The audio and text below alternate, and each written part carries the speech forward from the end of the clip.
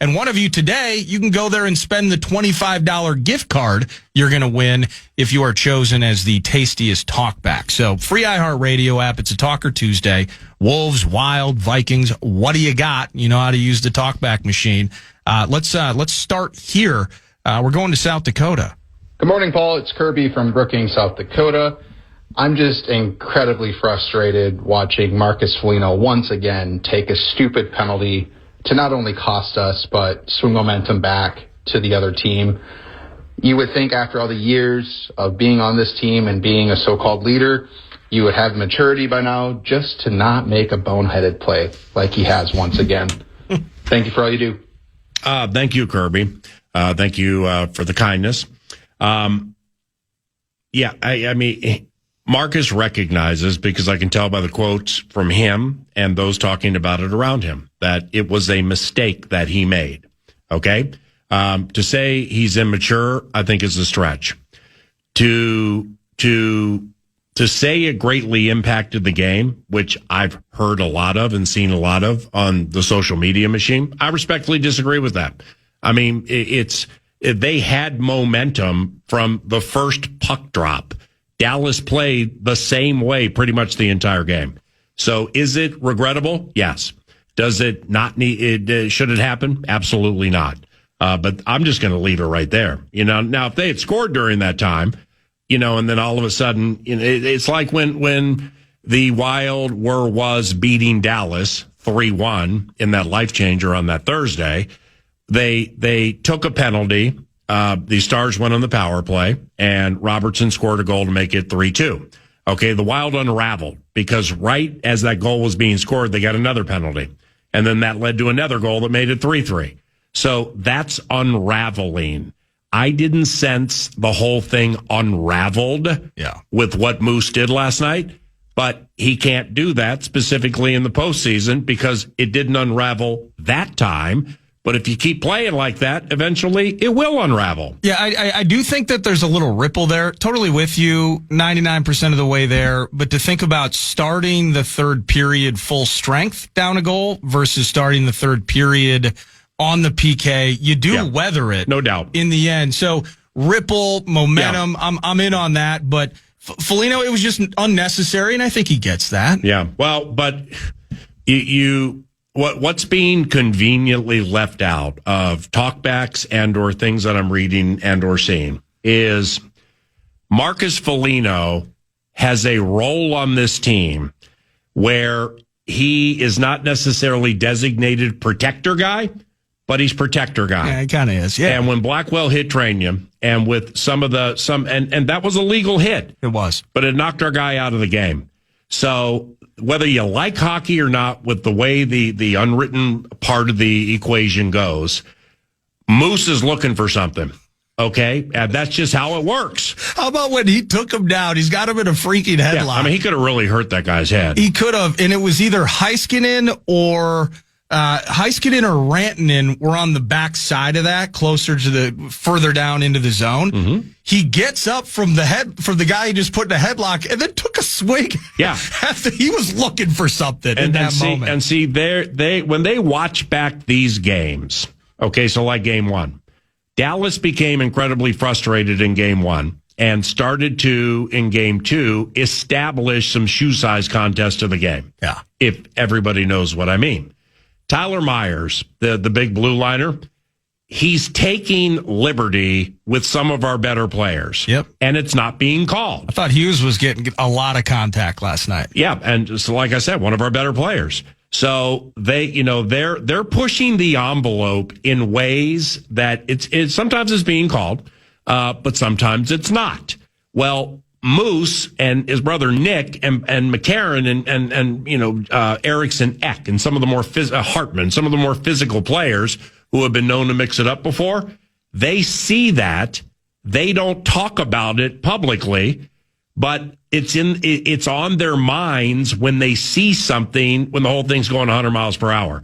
So they just want to let you know that. Now, I thought the Wild actually held its composure quite nicely in the 6-1 when Dallas was trying to turn that thing into a WWE event featuring Gorilla Monsoon and Dusty Rhodes, the American Dream. and they kind of held back. I'd pay for that event. But they see it, and then they know that it's the we know that you know that we know that you know you're coming after us. Yeah. But we just don't know when. But that probably was frustration from a lot of things, including knocking his dog out of the game and he didn't come back. Frustration from a lot of things. It went overboard. I'm not going to call Marcus Foligno immature. I'm just not going to do that because I don't think he is.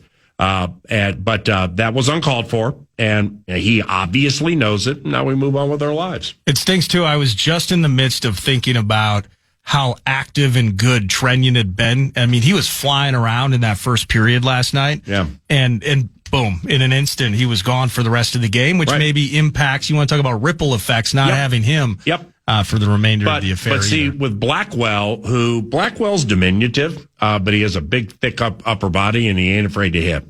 And he has some enforcer to him, despite, his diminutive size or height.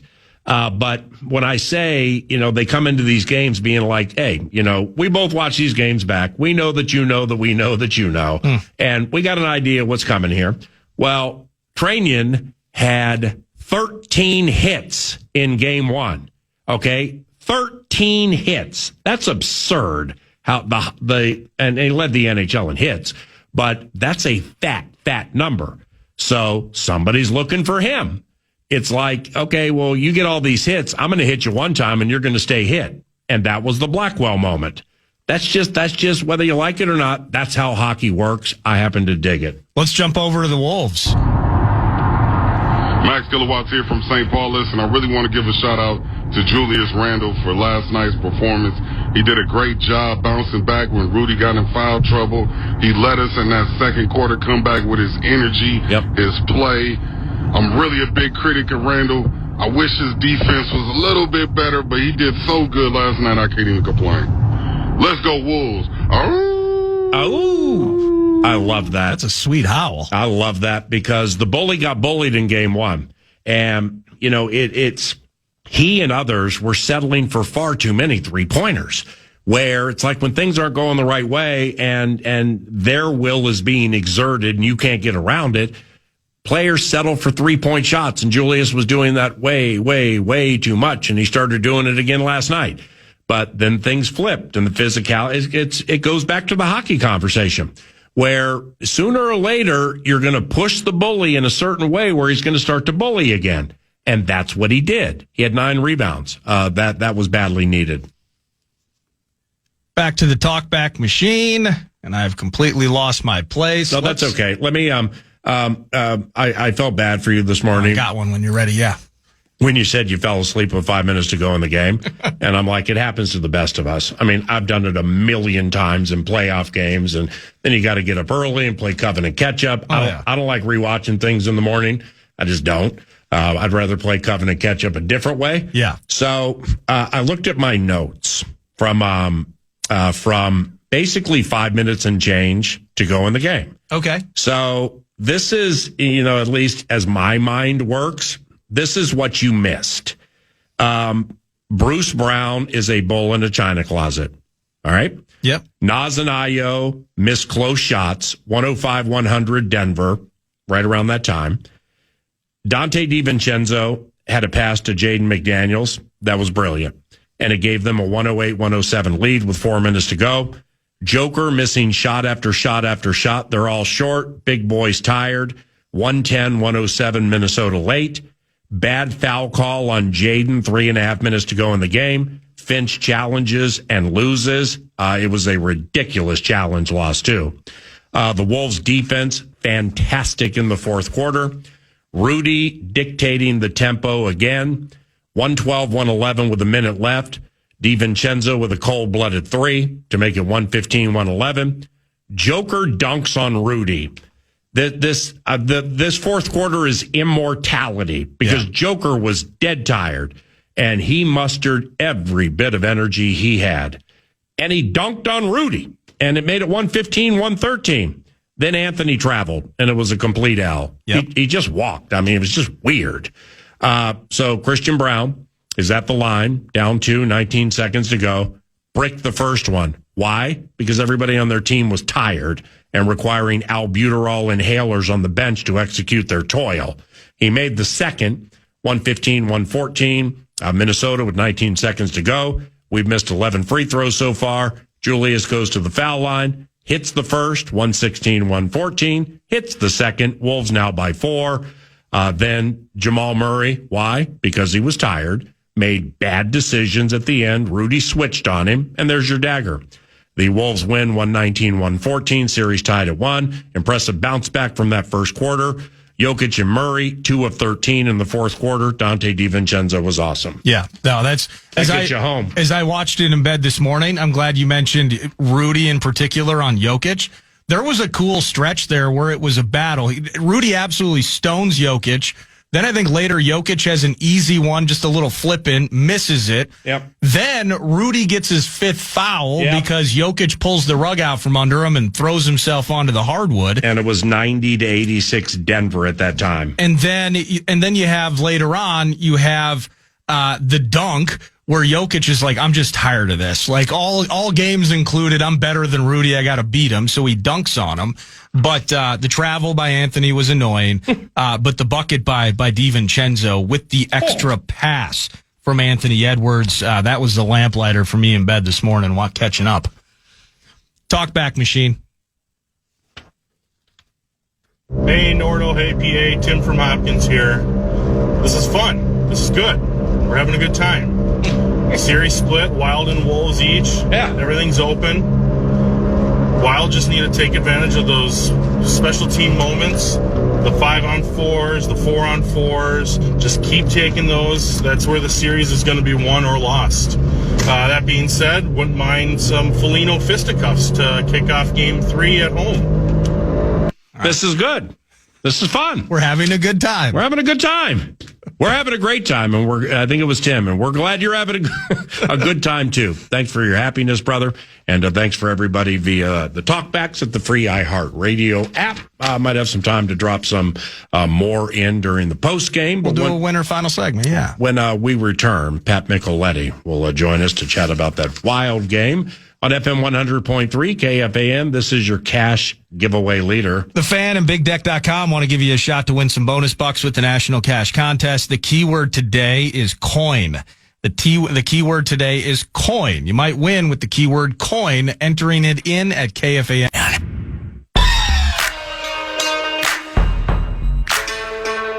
Mick, talk it. Hey, Mick, good morning. Good morning. Let me, before we dissect the game from your Elite Hockey Mind, why is it an Elite Hockey Mind? He's on the mural, don't at us. When Husey, and this was right at the beginning of the game, when Husey or somebody just sits behind the net, not heading up the ice or passing, and it's like 20 seconds, what's he waiting for? He's waiting for one of his guys to get open. And so what that told me, because I noticed the same thing. It happened right at the beginning of the game. And, you know, they didn't have enough guys moving, so he couldn't make an outlet pass, right? Ended up being icing, I believe, because he eventually threw it. But guys were just standing, waiting for the puck. And so that's very, very easy to defend. The Marcus Foligno double minor is quite the talker within the social media constraints. I want to get it out of the way early. Empty your notebook, empty your mind. What did you think of the situation? And like, good morning. Well, if people watch the play, there should have been 2 penalties on Dallas on the initial play. Initially, you had the guy right behind Foligno, and then you had Harley in front of him. Both were interfering with Foligno. So that caused this frustration. Then they go into the stanchion, which was the penalty on Harley, and then that is when Foligno lost it, didn't stay in control, and took the double minor. And so, and I'll add one thing. I think the officials got too involved in the game last night, meaning, there were too many calls on Dallas. There were too many calls on Minnesota. and it disrupted the flow of the game. There was no flow in that hockey game until really the third period a little bit. But, it was one of those grinded out games, and that's the way it was. But isn't that kind of how it goes in the first series most times, where they'll completely swallow the whistles moving forward, but in this series they kind of want to establish something, right? 100%, and I think there's a balance there, because guys are playing hard, they're hitting, and some, like the Nick Foligno penalty. I love the hit, right? And his emotions got in the way a little bit, and he took it a little bit too far. Do you want to call that penalty, or do you not want to call that penalty? It was kind of away from the play. It was after. I don't know if you call that penalty in that sequence, if you will, but they did, and so the officials wanted to establish you're not going to get away with any of that stuff, and so that's how the game was officiated, and the Wild have to recognize that. So I'm not going to blame it all on the officials, but the Wild, and even Dallas for that matter, have to recognize how the officials are going to call the game and then act accordingly. Hey, Mick Tocchet, I'm going to try and thread a needle here, because Faber scores both of the goals for the Wild last night. Faber is elite. We know that. Yep.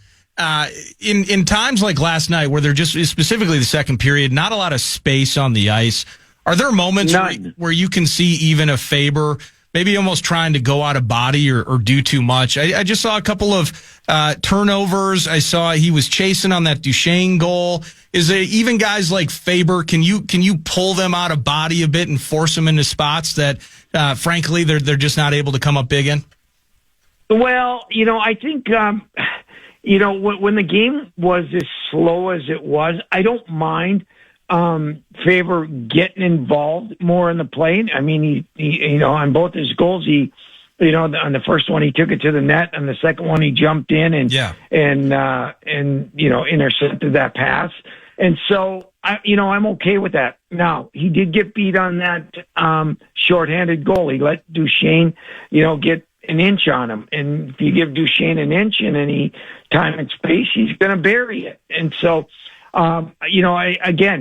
that's emotions, right? But I think it was okay for Faber in a game that nothing was really happening, and you saw, and I think Dallas got away with it. I mean, they didn't let Kaprizov in the zone, and every time that he was carrying the puck at the blue line, there were two guys on him, or if he dumped it and then tried to go get it, he couldn't get to it, and so.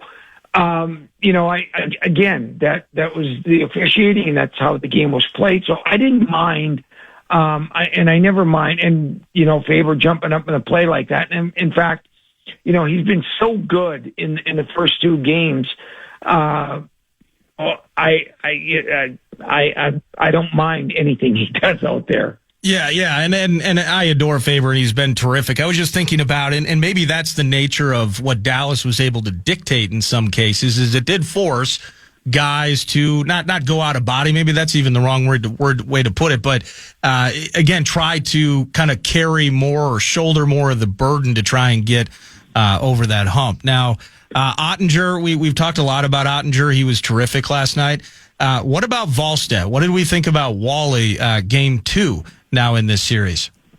No, I thought he was great again. It was a really unfortunate goal, the Wyatt Johnston goal, that came off the back and then came out front, and he tried to glove it and he didn't get full control of it. Could he have let that puck go? Maybe, but then it's going straight out to the slot. So, it was an unfortunate goal right after Urov had a grade A opportunity that Ottinger saved on, and it was a difficult sequence, that's for sure. At Micheletti, 9 to noon. Speaking of Wally, what do you do with game 3? I mean, because I think he was dynamite too. But like, what do? I give him the net again. What about you? I think there's no question. I think he's been terrific in both games, and he exudes confidence in the group in front of him, and I stick with him, and I think the guys have his back, and so it's not a debate for me. Hey, Zuccarello, kind of a late scratch. I mean, very late from my standpoint as a Rube, as a fan. I'm sure maybe the team knew earlier in the day and reported it as late as they needed to. But how did that impact the power play that looked a little bit different than it did in game one? How did Tarasenko moving up, of course, the line changes, Brink in the mix. How did Zuki's scratch maybe alter some of what we saw in the game itself? Tremendous impact on the game because, we know how well Zuccarello and Kaprizov play together. And I think, for the power play, if you noticed in game one, they were terrific. They moved the puck quickly and really had Dallas struggling to figure out what they were doing. Game two, the power play slows down to a snail's pace, no puck movement, and when you're not moving the puck like that, you're not going to have any success. I hope they make the change if Zuccarello cannot play and put Faber on the power play, because I think they'll generate a little bit more offense. We know how well Faber and Hughes play together, and they read off each other so well. I thought the power play, was horrific last night. In the late stages of the game, and we talked about this earlier, Pat, the inexcusable moment. You got Volstead trying to come off the ice, and they're already kind of preparing to get on the ice with the extra guy, and so you get the too many men penalty. Well, Dallas had a too many men penalty just 2 minutes beforehand, maybe. Yes. In moment, how weird is it to see that type of penalty called on both teams in such a short period of time? It's almost like the refs had either gotten some insight into it or it was something they were looking for, because I can't remember how often. It just feels so infrequent you would see that called, one on each side, in the thick of the drama at the end of the third period. I can't explain it. I've never seen anything like that before, but that's the intensity of the game, and that's where you got to calm down, communicate, who's going on, who's coming off. I think in the case for Minnesota, it was like Volstead was going to come off, and then he had to get back in the net, and then two guys were just standing right by the bench. And so I think there was confusion there. I don't know what the Dallas situation was. I'd have to go back and look to see. But yeah, I've never seen anything like that before. Hey, Mick, how does it impact Kaprizov when Zuccarello does not play? Well, tremendously, because when Zuccarello has the puck, you've got eyes on him because he's such a great passer, and you have to be aware of what he's doing. And he holds the puck that extra second where, what's he going to do? And if I don't go to him, if my eyes aren't on him, then he's going to carry it in and take a shot himself. So it really plays a big factor in the success of that line. Now, that being said, I think putting Tarasenko on that line with Kaprizov, it's just not a good fit because Tarasenko is a shooter, and Kaprizov needs a guy to set him up because he's a shooter, and that's what Zuccarello does. And so I just don't like. I'd rather see a Urov on that line, and I'd rather see Hartman go to the wing. And, because I think Urov with his speed will open things up a little bit on that line. So if he doesn't play, if Zuccarello doesn't play tonight, I'm real curious to see what that line looks like. With Trainian, now Bogosian could have done a better job with the pass. It looked like a hospital ball, but nevertheless, does Trainian have to have his head up, or is there nothing you can do in that situation? Well, he's looking to receive the pass, right? And so, should you take a quick peek to see if anyone's there? Blackwell's not the biggest guy in the world, so, there's a lot of bodies out there. You may not have noticed where he was on the ice, but, it's a suicide pass, shouldn't happen. Bogosian knows that. He knows it right when he made the pass. But, and it was a clean hit. And, and Trainian is a key guy for Minnesota because he gets in on the forecheck. He had 13 hits in the first game. And, he knows his role and he can get that forecheck going and really be a momentum type changer for Minnesota. And so, hopefully he's going to be in the lineup tomorrow night. With Johnston's empty netter and, Hughesy's in hot pursuit and then he slows down because he's tired and the puck was going off to the right. How does that take a left turn? How does the puck do what the puck did? Are you kidding me? Yeah, and that's the ice, right? At the end of a period, at the end of the game, end of a period, however you want to say it. But yeah, that was a strange one because we all saw the replay, right? It was going completely right, but the puck was rolling. It wasn't flat also, and that made a difference in the play. But speaking of Wyatt Johnston, and I'm glad you brought it up, he is the catalyst for Dallas. In my opinion, he is their best player. And, I think Minnesota gave him too much room. I think they need to get in his face a little bit. I didn't think Eriksson Ek had the game that he had in game one. And, if I'm Minnesota, I am sticking Eriksson Ek on Wyatt Johnston and making life very, very difficult for him the rest of the series.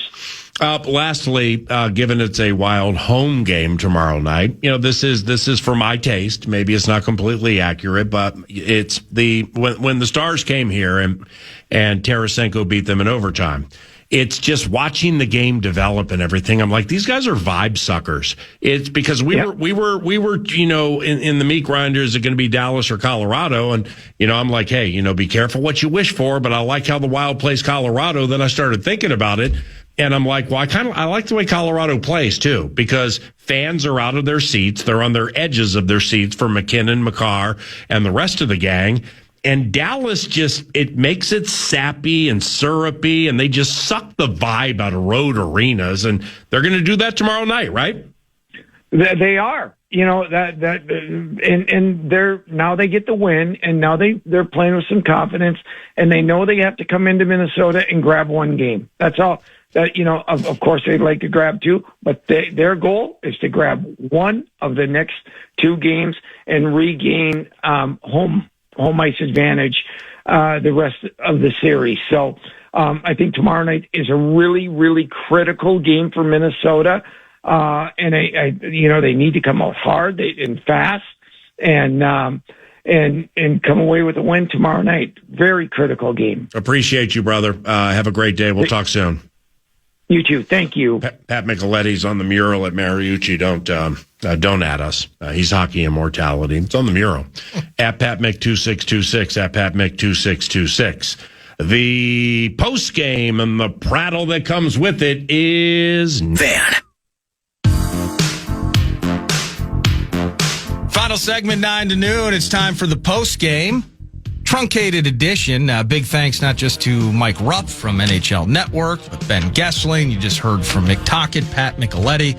But also thanks to head coach Chris Finch of the Minnesota Timberwolves after last night's victory. Found his way to a phone this morning to join PA, and I'm so glad that PA asked this question, in particular about composure, or the lack of it in Game 1 versus seeing it in big spots last night in the Game 2 W.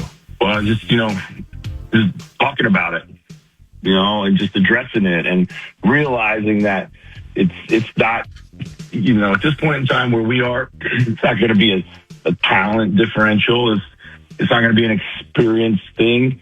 It's going to be a composure thing. It's going to be an execution thing. It's going to be a make the right play thing. Like it's just, we didn't do that. We didn't do ourselves any favors on Saturday. I thought we blew a very winnable game, and largely because we went off script too much. Yep. And then we got frustrated. We created our own headache, and we got frustrated with that, and then we took it out in the wrong manner, and it was costly basketball. And we just talked about it. We realized that that's not going to help us. We got to stay more on an even keel. Certainly want to play with a lot of passion and moxie, but you gotta stay on an even keel. And I thought last night was a masterclass in the first half. Everything was going against us. We looked a step slow. We were fouling the 3-point shooters. I've never seen a barrage like that before. And I looked up and we were down 8. And I'm like, hey man, we're right where we need to be. Nobody panicked. Leadership in the huddle was awesome, particularly from Anthony leading the way there. Julius was focused. He kind of took the team on his shoulders for a little bit until we could find a rhythm. Once we caught a rhythm, I think guys started getting confidence in what we needed to do to win. So you can hear that entire conversation kicked off the 10 a.m. hour, podcastable shortly. And the entire conversation with head coach Chris Finch of the Timberwolves, victory last night. Now we get to ride those bad times into now good times vibes as we await Game 3 Thursday night at 8:30 p.m. I thought your chat with Chris Finch was tremendous today, and just kind of illuminating in terms of from the game to game, the composure aspect that he hit on. But in some ways, it's as simple as following the game plan, a little more passing from your superstar, and really, really good things happen. Well, the discretion was the better part of valor for Chris with some of the responses to some of the questions today, because he would get right next to some things that I don't know, I'm thinking he might want to say, because they feel really good about themselves into the series, and they felt really good about themselves into Game 1 of the series. And personally speaking, that's why I tripped out a little bit in the opening of yesterday's show, because I was so disappointed in some things that took place in the first game. And it's just great to see that when they follow the plays, when they move the ball, when they keep their composure, they're not mentally fragile. And that's what happened last night. They were down 19. A mental fragility potentially leads to being down 19. That wasn't the case last night. Denver hit at least, Jamal Murray had 2 4-point plays in the first quarter. I think they had 3 in total. And like Finchy said, then we're just down 8 points. So it was right there in front of them. They eventually would get down by 19, but they would come storming back. And they're in the Denver market. The fans of Joker and Jamal Murray and Aaron Gordon and the skeletal remains of Peyton Watson, Bruce Brown, Cam Johnson. Not Bruce Brown. His defense is actually really, really good. T.R. Dunn go crazy. We can just go back to that Jaden McDaniels audio for everybody on the roster. But that's where I was going. They're starting to, they're all waking up now from the Mile Get High City stupor. And they're all starting to learn what Jaden McDaniels said after the game last night when Chris Hine of the Star Tribune asked him about, offensively speaking, what was different in Game 2 compared to Game 1. And Jaden said this. The keys offensively is to get no release. Go out to Jokic, Jamal, all the bad defenders, Tim Hardaway, Cam Johnson, Aaron Gordon, the whole team. Just go at it. They're all bad defenders. Yeah, they're all bad defenders. There it is. They're all bad. I mean, and now Denver's like, okay, well, you got to back it up. Well, A, he's right. They are bad defenders, as we told you into the series. And B, he will back it up. And that'll be Thursday night. Talkback time. Talkback giveaway winner, courtesy of Northern Fire Grilling and Barbecue Supply in Minnetonka. I don't know if I'm going to have good news for him in terms of Terrence Shannon Jr.'s playing time, but I got a $25 gift card to Northern Fire to this gentleman. What's up, Paul Allen?